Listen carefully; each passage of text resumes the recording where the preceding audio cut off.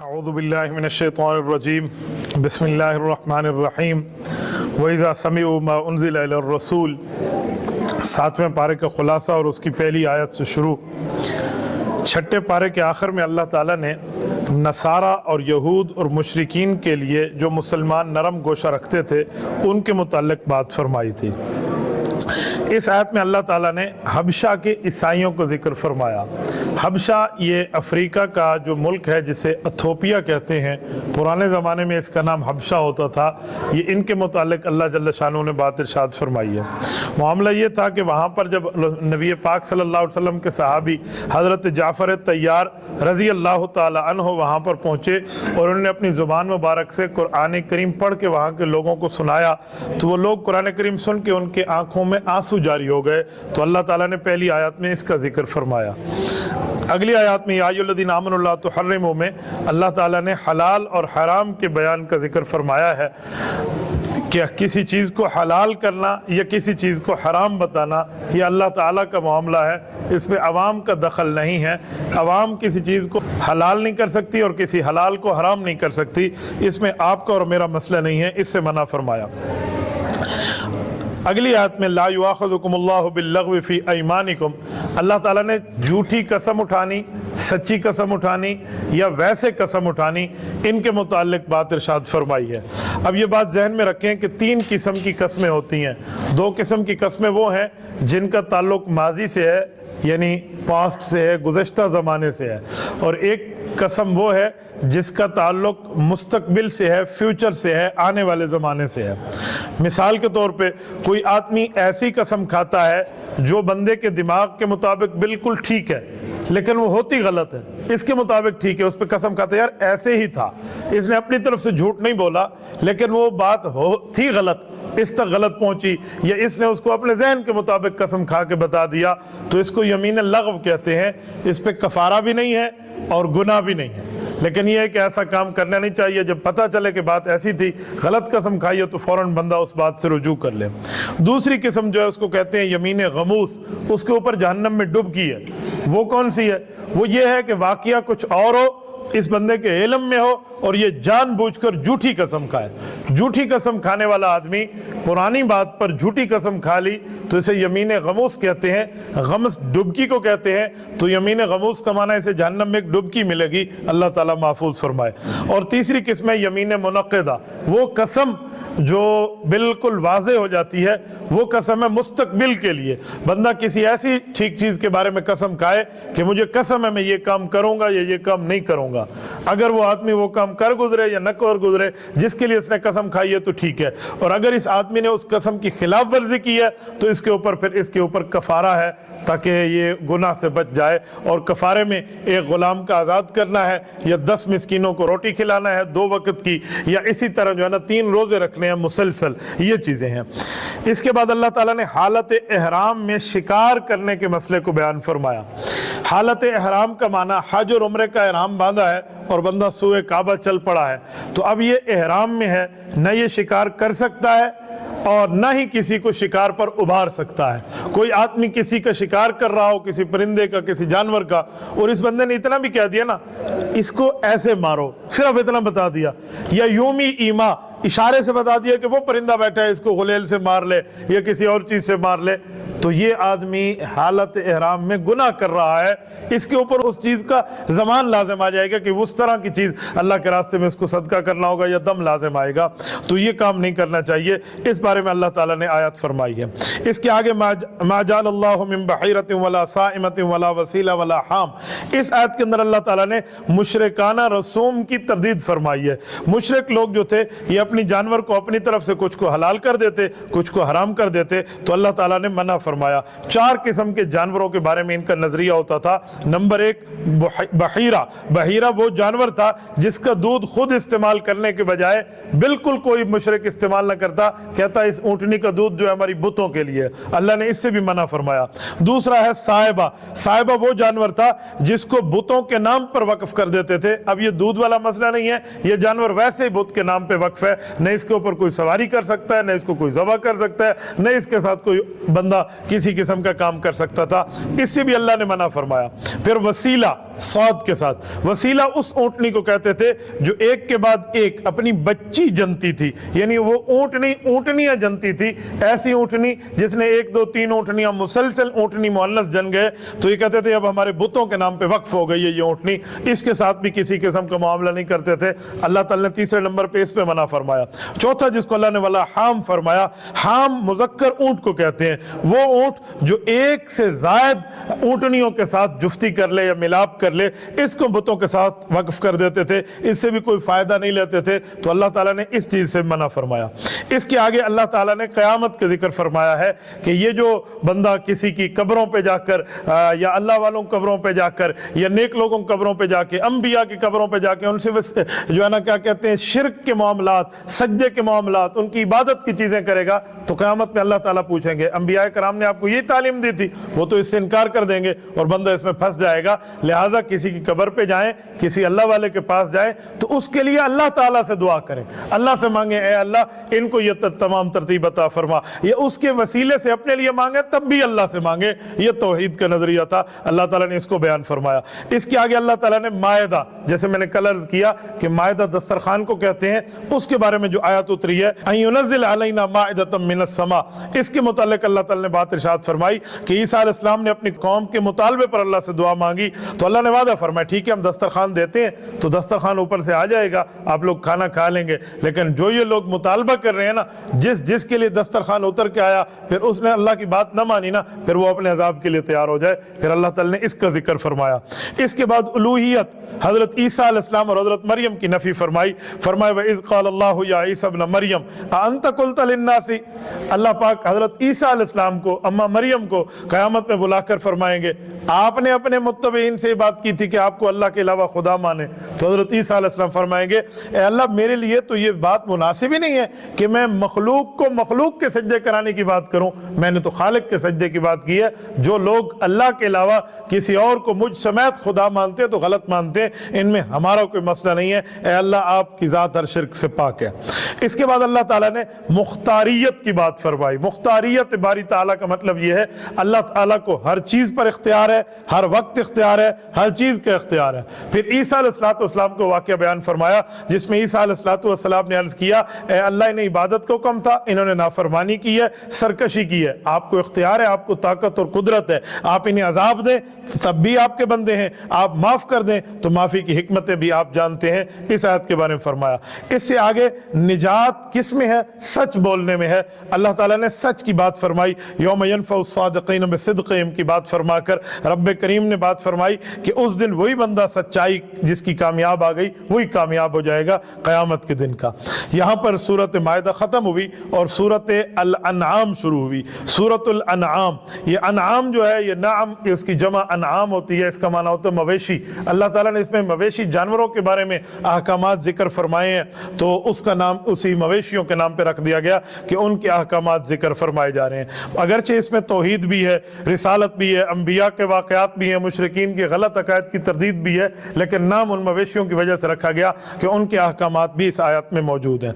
अल्लाह ताला ने इसको जो शुरू फरमाया और यहीं से शुरू फरमाया कि मुशरिकीन से अल्लाह ताला, जब मुशरिकीन अल्लाह के सामने आएंगे तो अल्लाह ताला इनसे पूछेंगे जो तुम मेरे अलावा किसी और को खुदा मानते थे बुलाओ उनको, अपने बुतों को बुलाओ जिनको आप अल्लाह के अलावा अल्लाह मान रहे हैं, इलाह मान रहे हैं, खुदा मान रहे हैं और उनकी परस्तिश कर रहे हो, आप जरा इनको बुलाएं और मेरे सामने आप पेश फरमाएं।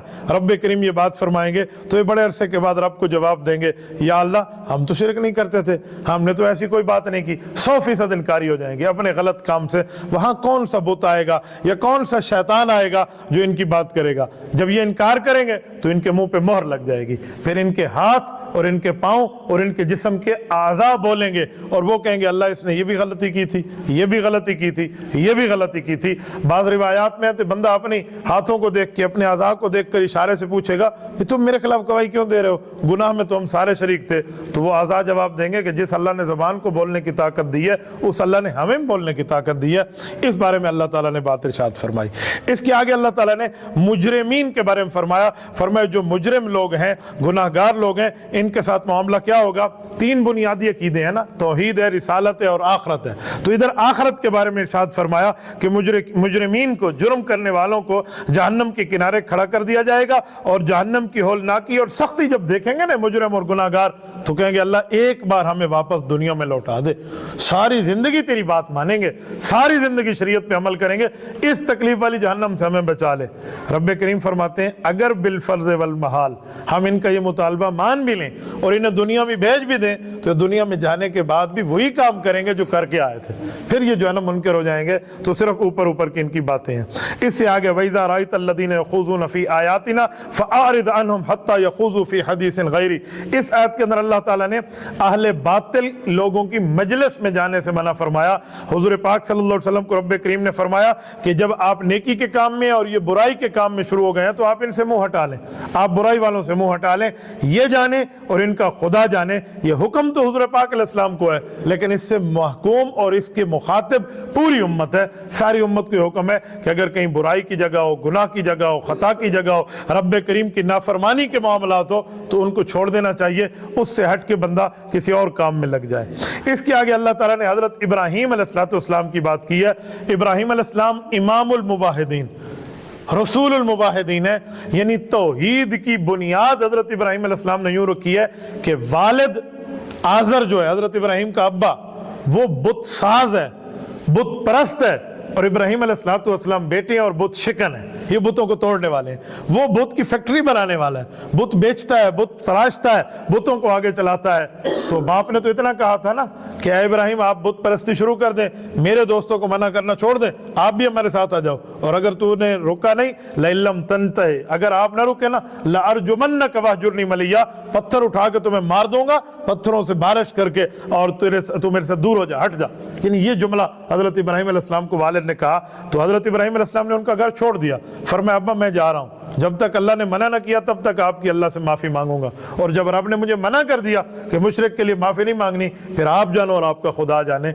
आज़र कुफ्र की हालत में मरे हैं, लेकिन हजरत इब्राहीम अलैहिस्सलाम का नाम आज भी दुनिया में जिंदा है। यहूदियत भी इनकी कदर करती है, ईसाइयत भी इनकी कदर करती है, और इसी तरह साबी भी इनकी कदर करते हैं। मुसलमान का ईमान का हिस्सा हजरत इब्राहीम अलैहिस्सलाम। हम नमाज में दुरूद इब्राहिमी के अंदर इब्राहीम और आले इब्राहीम का जिक्र न करें, हमारी नमाज कामिल नहीं है। तो अल्लाह ताला ने क्या रुतबा हजरत इब्राहीम अलैहिस्सलाम को इरशाद फरमाया।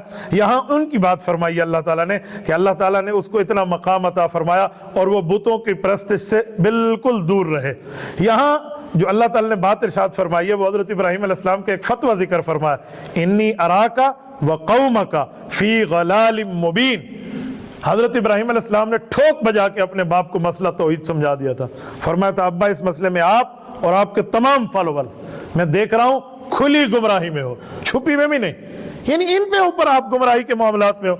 वो कहते हैं इब्राहीम अलैहिस्सलाम ने बुत तोड़े थे ना, और कुल्हाड़ा जो था ना वो बड़े बुत के कंधे पे ठहरा दिया था। तो उन्होंने कहा जी किसने बुत तोड़े?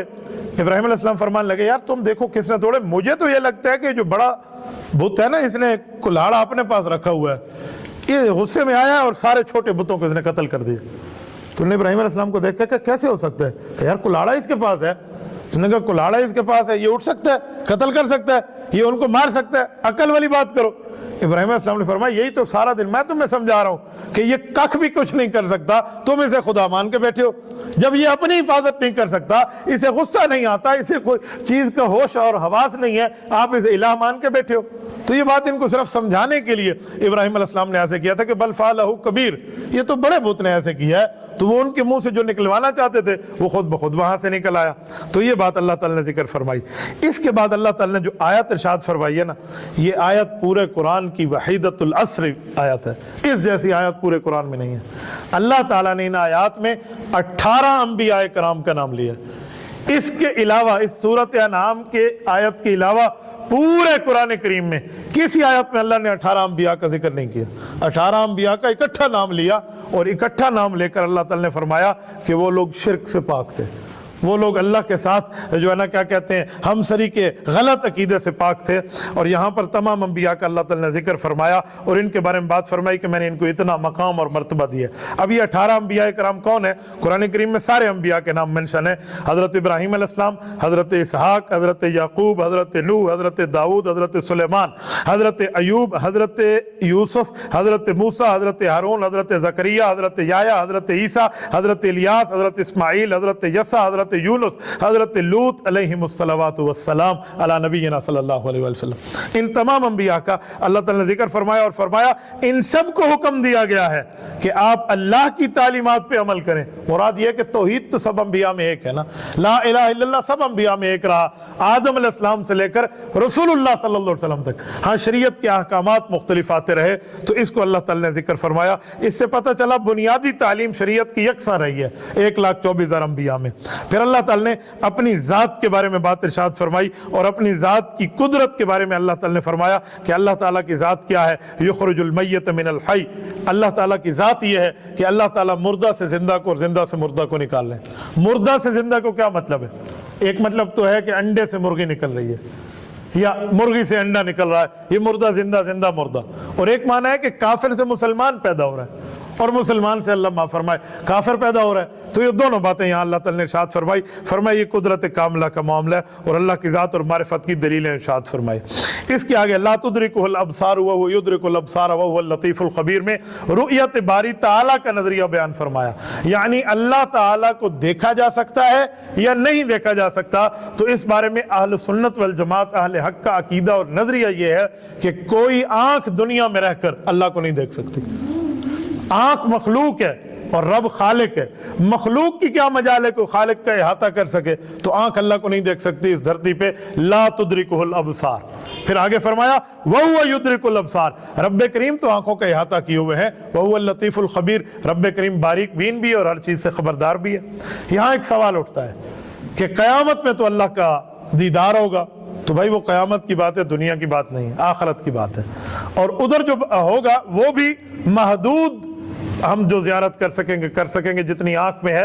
پورے اللہ کی صفات کا ہم احاطہ وہاں بھی نہیں کر سکیں گے. پھر ایک سوال اٹھتا ہے کہ کیا ہمارے نبی پاک علیہ السلام نے اللہ تعالیٰ کو دیکھا ہے یا نہیں؟ نبی علیہ السلام نے دنیا میں رہ کر کیا دیکھا؟ حضور تو عرش پہ گئے ہیں، وہ دنیا سے اوپر کی بات ہے. تو ادھر حضور پاک علیہ السلام نے اللہ کا دیدار کیا ہے. کتنا دیدار کیا ہے؟ احاطہ تو اس پہ بھی نہیں ہے کہ مخلوق جتنے بڑے رتبے پہ ہو خالق کا احاطہ تو نہیں کر سکتے نا. لیکن وہ دنیا سے باہر رہ کر زیارت ہے. دنیا میں کوئی بھی اللہ کو یہاں دیکھ نہیں سکتا. اسی لیے اللہ تعالیٰ نے انبیاء کرام کا سلسلہ شروع فرمایا ہے کہ ہم جس کی عبادت کرتے ہیں اس کو دیکھ کے عبادت کریں، اس کو سن کے کریں. تو نہ ہم دیکھ سکتے ہیں نہ اسے سن سکتے ہیں ڈائریکٹ. تو اللہ نے نبی کا واسطہ درمیان میں رکھا جو نبی اللہ کو سنتا بھی ہے اور اللہ کو دنیا سے باہر دیکھ بھی لیتا ہے. تو اس نبی کے واسطے سے ہم یہاں دنیا میں چیز بات مانتے ہیں. تو یہ رؤیت کی پورے مسئلے کو اللہ تعالیٰ نے یہاں بات ارشاد فرمائی اور یہاں سے 7ویں پارے کا اختتام ہو جاتا ہے. جزاکم اللہ تعالی وآخر دعوانا ان الحمد للہ رب العالمین.